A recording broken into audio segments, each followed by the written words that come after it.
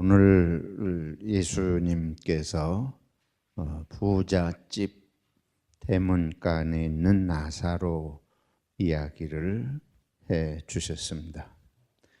이 이야기는 여러 가지를 많이 생각하게 하는 그런 말씀입니다. 부자가 지옥에 갔다 죽어서, 그리고 나사로는 죽어서 천국에 아브라함의 품에, 아버지 아브라함의 품에 안겼다. 우리가 이 죽음 이후의 세계에 대해서 잘 모르기 때문에 우리가 경험이 없잖아요. 그래서 항상 죽음 이후의 세계에 대해서 관심이 많습니다. 죽음 자체가 인간의 최대의 문제이기 때문에 이 말씀에 우리가 관심을 갖지 않을 수가 없죠.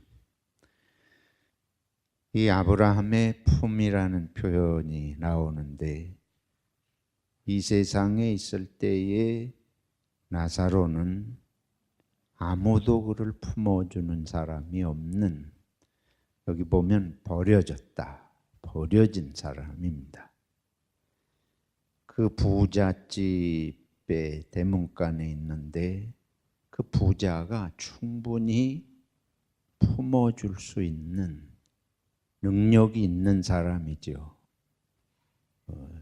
돈이 없어서 품어줄 수 없는 것도 아니고, 또 그 집에 이 나사로를 잠을 재워줄 거처가, 방이 없어서 그걸 품어줄 수 없는 것도 아니고, 나사로를 보면 이 헌대가, 온몸이 헌대투성이라, 상처투성이라, 그리고 주인의 상에서 뭐가 떨어지는 걸 좀 얻어먹으려고 하면 개들이 와서 그 헌대를 핥고, 그러니까 얼마나 지저분하고 더럽고 천박해 보이겠어요. 온몸이 그런 투성이니까 세수를 제대로 하겠습니까? 머리를 제대로 감겠어요? 냄새도 날 테고. 그렇게 완전히 버려진, 인간 취급을 받지 못하는 사람입니다. 근데 예수님께서 이 사람이, 이 나사로가 아브라함의 아버지의 품에 안겼다, 그런 아주 극단적인 대칭적 표현으로 말씀을 하십니다. 그래서 이건 보통 말씀이 아니에요. 아주 심각한 의미를 담아서 예수님이 말씀하셨다, 그렇게 볼 수 있습니다. 하나님의 나라에 가서, 천국에 가서 아버지가 계시는 그 집에서 그 품에 안길 수 있는 사람이 왜 이런 대접을 받아야 되나, 이 세상에서. 이게 아주 심각한 문제예요. 아브라함이, 이 나사로가 아브라함의 품에 안기면 그만큼 귀한 존재 아닙니까? 그 하나님의 나라에서 그렇게 아주 귀한 존재가 이 세상에서 왜 이런 취급을 받냐? 그 부자가 그렇게 아브라함의 품에 안기듯이 그렇게 품어줄 수 있는 여건인데도 왜 그렇게 안 해줄까? 그래서 예수님의 이 말씀을 통해서 우리 자신을 돌아보게 되는 것은, 사람이 생각이 바뀌어야 된다. 생각이 그렇게 미치지를 못하는 거예요. 이 부자가, 이 나사로가 하나님의 품에, 아버지의 품에, 아브라함의 품에 안길 귀한 존재입니다. 근데 이 부자의 눈에 그것이 보이지를 않습니다. 부자의 생각에 그런 생각 자체가 없습니다. 오히려 이 사람은 우리 집 대문간에 와가지고 이렇게 냄새 피우고 더러운 모습으로 있는데 이거 쫓아보냈으면 좋을 사람으로 생각할 거예요. 귀찮은 존재고. 그래서 저와 여러분들이 이 세상에 있으면서 사람을 귀한 줄로 모르는 이게 부자의 아주 심각한 문제입니다. 사람은 모든 사람이 신의 손에 의해서 지음을 받은 존재입니다. 그 사람이 지금 보이기에 거지인 것은 환경 속에서 먹고 입을 것이 없는 상황에 처해서 그런 것일 뿐이지, 사람이 그 사람의 육체적인 모습과 환경, 상황이 사람의 전부가 아니에요. 이 사람은 하나님께서 지으신, 창세기 1장 26절로 28절을 보면 하나님께서 모든 사람을 지으실 때에 하나님의 형상대로 지으셨다. 그래서 사람은 어떤 사람이든 동양인이든 서양인이든 남자든 여자든 이유를 불문하고 아이든 어른이든 다 하나님이 지으신 하나님의 형상인 줄로 믿습니다. 이거를 깨닫지 못하면 남자들이 여자를 구박한다든지, 여자도 하나님의 형상이 하나님이 지으셨죠. 남녀가 같이 귀할 수 있는 근거가 뭡니까? 하나님이 남자건 여자건 지으셨다고 하는 게 남녀가 평등하게 귀하게 여김을 받는 근거입니다. 물론 다르죠. 남자하고 여자가 생리적으로 달라요. 그건 하나님께서 서로 돕고 조화를 잇고 이루고 살도록 차이가 있게 지으셨지만, 차이가 있다고 해서 그게 우열의 차별이 있는 것은 아닙니다. 오늘날 이거를 이해하지 못하는 기독교인들이 여자를, 남자는 귀한 줄 알고 여자는 강대상에도 쓰지 못하는 줄 알고, 뭐 이런 아주 무식한 목사들도 그런 사람들이 있습니다. 그리고 왜 그러냐? 옛날에 그렇게 신학을 잘못 가르친 거예요. 여러분, 옛날 신학이 틀린 게 많습니다. 왜 그러냐면 그 시대에는 그렇게밖에 생각을 못한 거예요. 옛날에는 그거밖에 몰라서, 옛날에는 세상이 누가 뭐라 그래도 남존여비 사상이 있으니까 예수 믿어도 성경을 그렇게 보이는 거예요. 예수 믿어도 백인이 흑인보다 우월하다고 백인들은 생각해요. 그렇지 않습니까? 남아프리카 공화국이나 미국이나 호주가 전부 백인들이, 기독교인들이 국가예요. 근데 이 사람들이 전부 옛날에 백인이 흑인보다 어떻게 하다고 생각했습니까? 우월하다고 생각했죠. 왜? 성경이 있는데 성경을 잘못 읽으면서 자기들이 성경을 맞게 읽고 있다고 착각을 하는 거예요.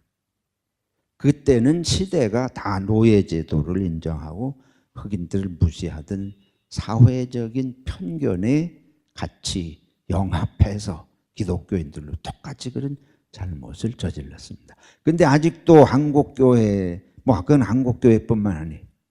일반적으로 세계에서 남자들이 여자들을 전부 열등한 존재로 봐요. 물론 힘이 딸리지.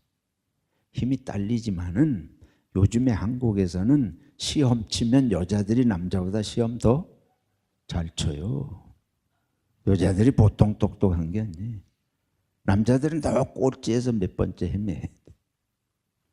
그래가지고 학교 선생님들이 전부 여자 투성이가 되죠. 시험 쳐가지고 하니까. 남자들은 사냥은 잘하지만 사무실에서 앉아서 하는 건 본래 남자들이 본성하고 맞지를 않아요. 책 가지고 공부하는 걸 여자들을 당할 수가 없습니다. 시대가 자꾸 가면 갈수록. 어쨌든 이거는 여담이고, 모든 사람은 하나님의 형상으로 다 귀한 줄로 믿습니다. 이 부자는 이걸 생각하지를 못한 거예요. 돈이 있으면 자기가 더 귀한 줄 알아. 돈 없고 이렇게 이 고지가 되고 온몸이 상처가 있고 몰골이 흉하고 하니까 이거는 아주 쓰레기 같은 인간으로 생각하는 이 생각이 잘못됐다.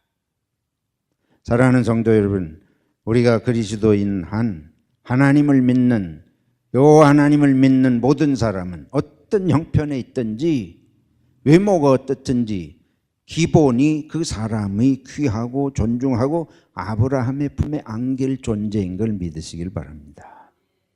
이 생각이 바뀌어야 돼요. 인간은 귀하다. 근데 그 생각이 어떻게 바뀝니까? 성경을 알아야 바뀌는 줄로 믿습니다. 성경이 그래서 중요한 것입니다. 성경을 알지 못하면, 하나님의 말씀을 알지 못하면 생각이 바뀔 길이 없어요. 세상의 사람들이 생각하는 생각을 다 같이 가지고 사는 거예요. 그래서 로마서 12장에 너희는 이 세대를 본받지 말고, 그거는 세상하고 따로 살라는 말이 아닙니다. 세상 사람들이 생각하는 사고방식을 본받지 말라. 그거는 참으로 진리인, 참으로 하나님이 말씀하신 진리의 사고방식이 갖고 살지 않고, 그 세상 사람은 뭐 갖고 사느냐? 자기에게 유리한 사고방식을 만들어서 사는 사람들이 세상의 사고예요. 돈 있는 사람은 돈이 중요하다고 생각을 하고 돈 가지고 세상을, 그러니까 그 사람들은 하루라도 한 푼이라도 더 버는 데다 인생의 목적을 둡니다.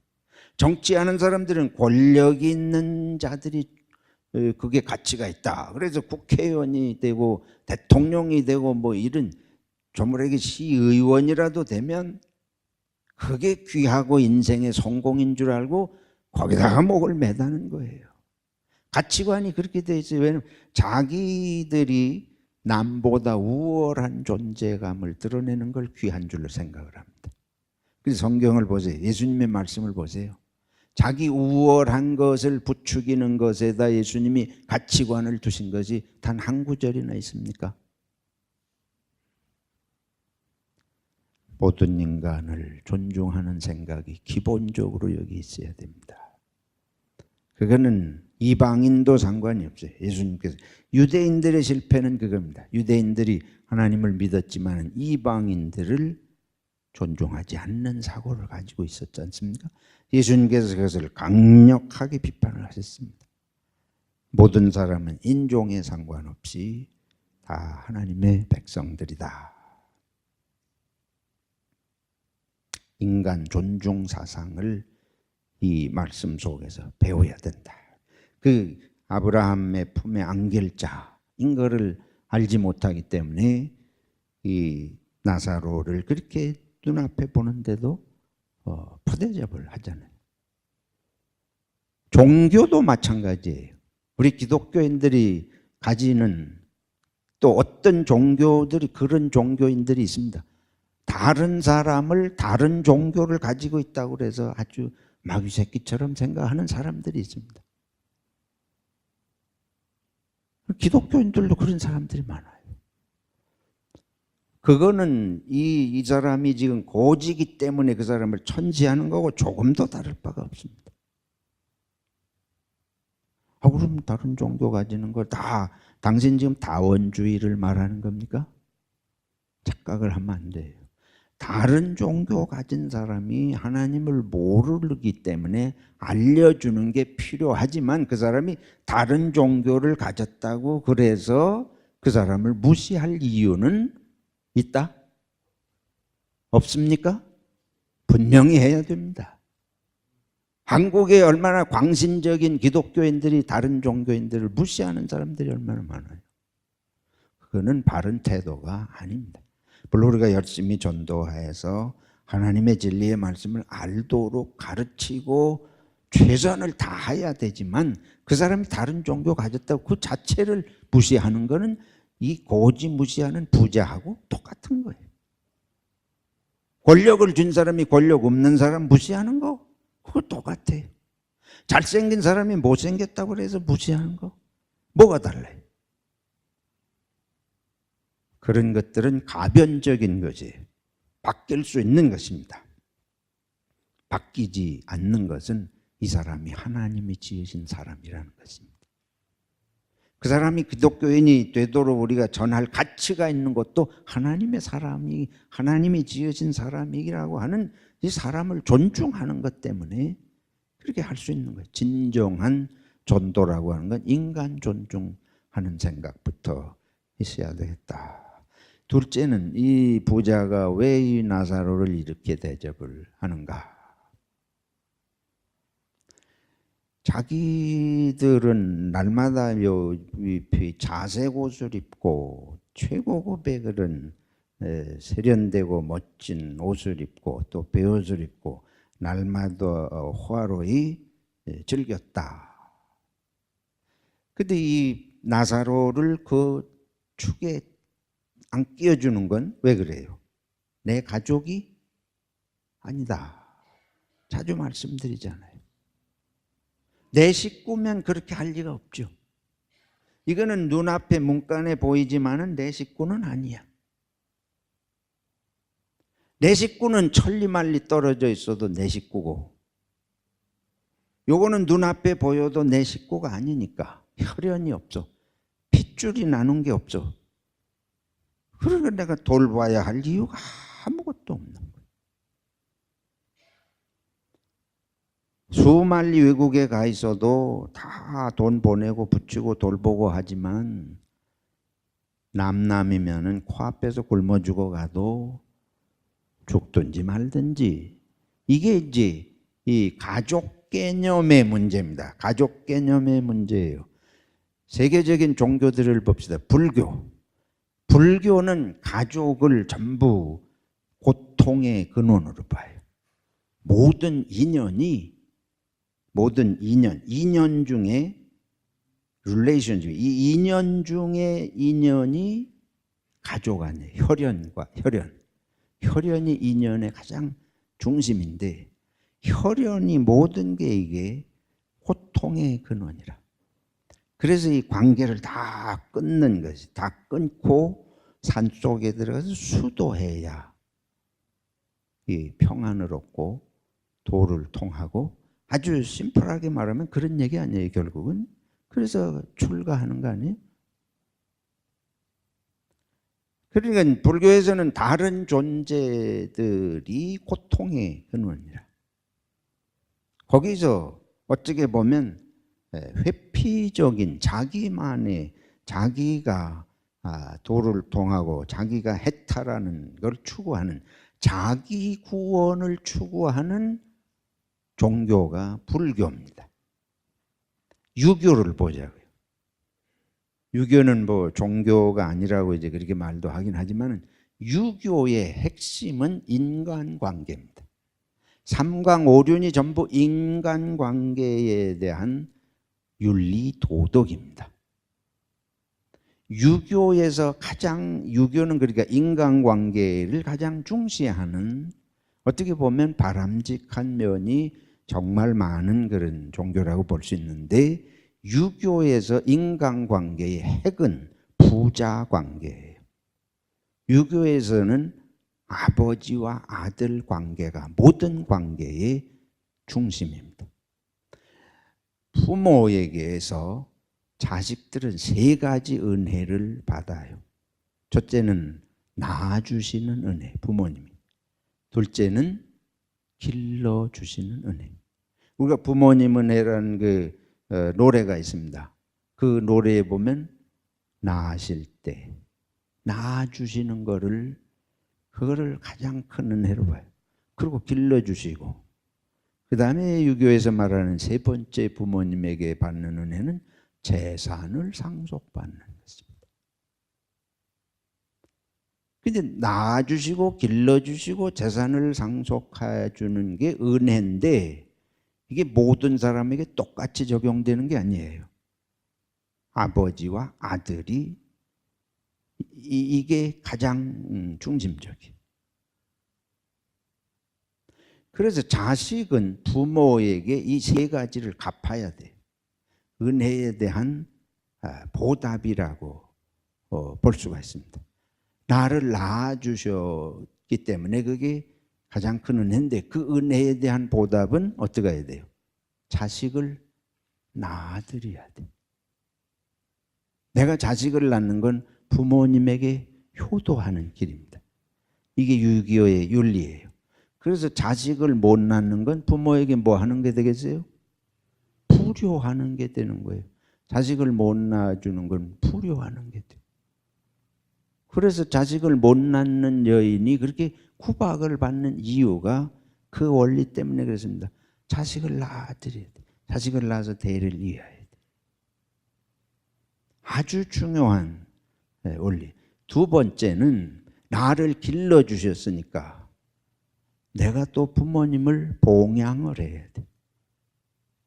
부모님이 평안하시고 잘 먹고 사시도록 해드리는 걸 안 하는 자식은 불효자식. 내가 일해가지고 월급을 탔다 그래서 나 혼자 다 먹고 쓰고 하면 그건 아주 불쌍놈의 자식.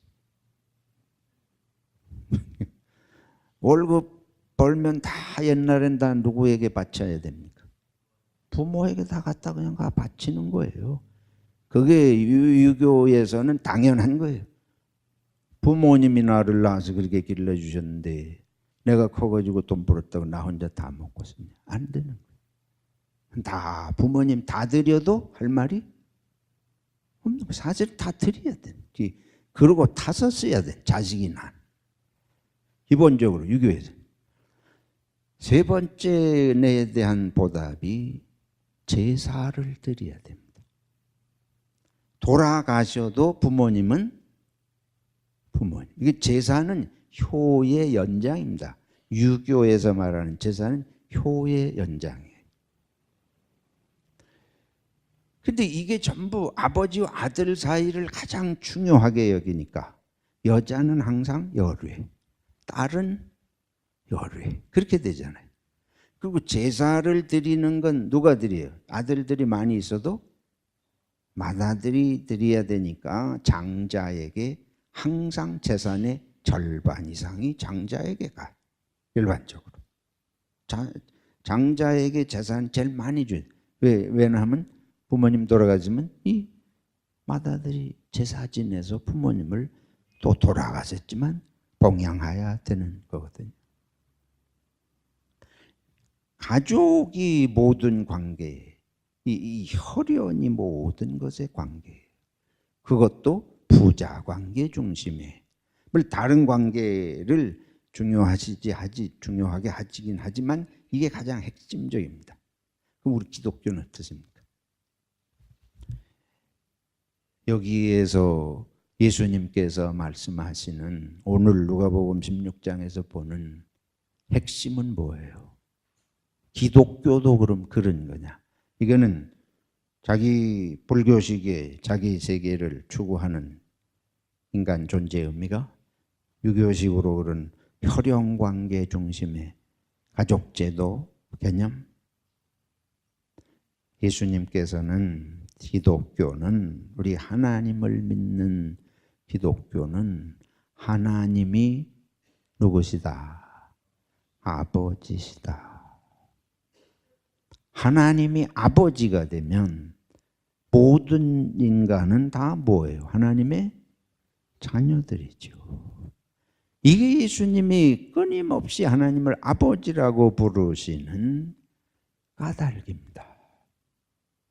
예수님께서는 하나님이 아버지고 모든 인간은 혈연관계는 오히려 혈연관계가 하나님 아버지를 모시고 하나님 나라의 하나님 가족 되는데 장애물이 될 수가 있다는 게 예수님의 가르침입니다. 마태복음 12장 50절에 보면 이런 말씀하세요. 누구든지 하늘에 계신 내 아버지의 뜻대로 하는 자가 내 형제요 자매요 어머니이니라.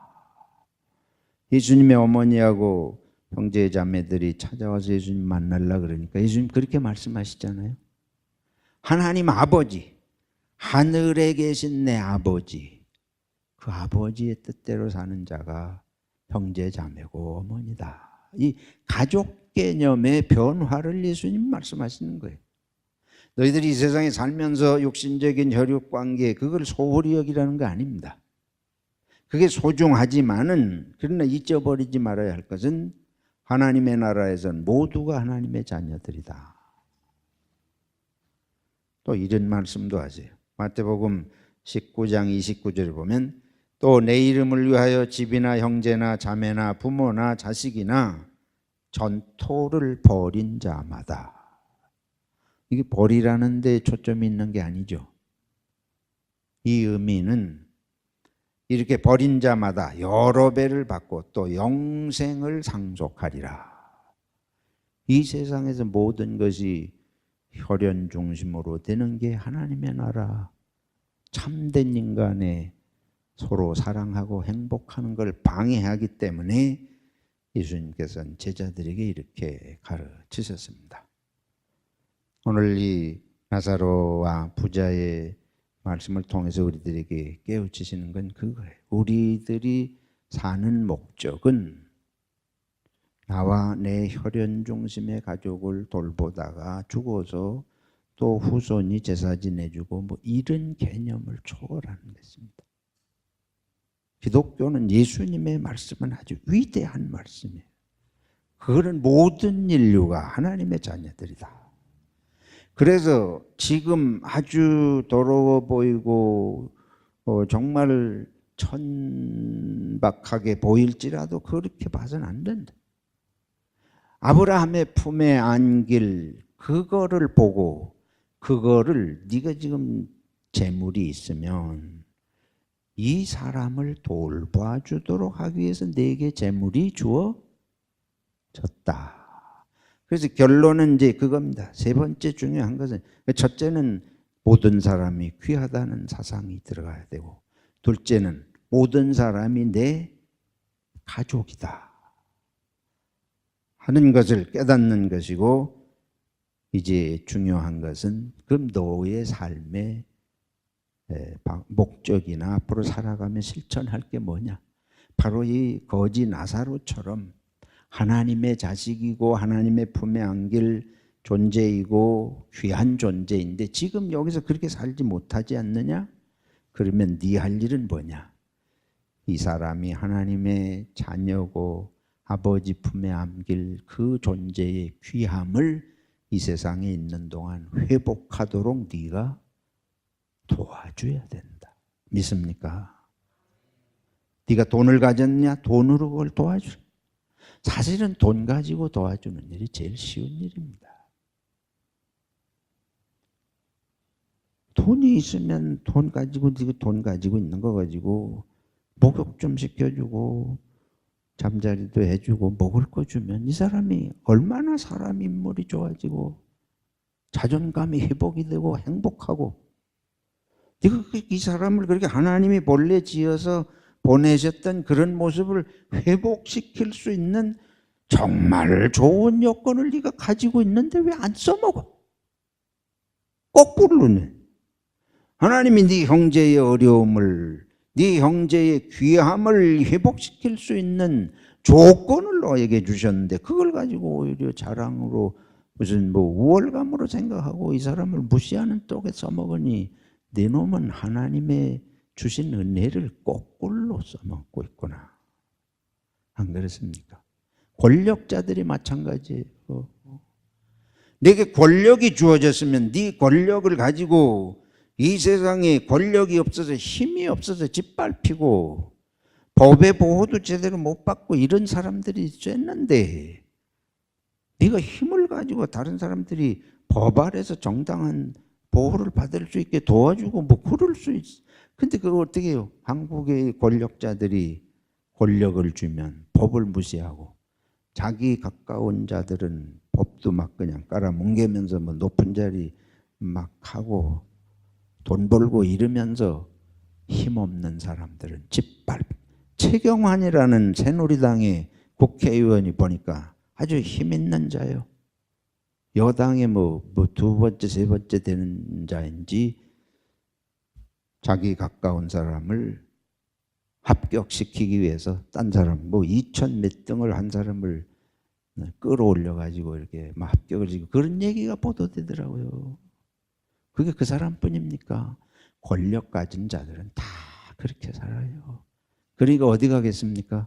성경대로 하면 어디 가겠어요? 그런 자들이 그게 지옥 가는 거지 딴 게입니까? 예수님 말씀은 내게 주어진 걸 가지고 사람을 살리고 사람을 존귀하게 만드는 데다가 내게 주어진 걸 써먹지 않고 사람을 비참하게 만들고 그 사람이 절망감이 들게 하고 버려지게 그렇게 내버려 두고 하면 너는 지옥 갈 놈이다. 우리에게 그 말씀을 하시는 겁니다. 예수님 말씀은 그거예요. 우리는 이 세상에서 예수만 믿으면 다 천국 간다.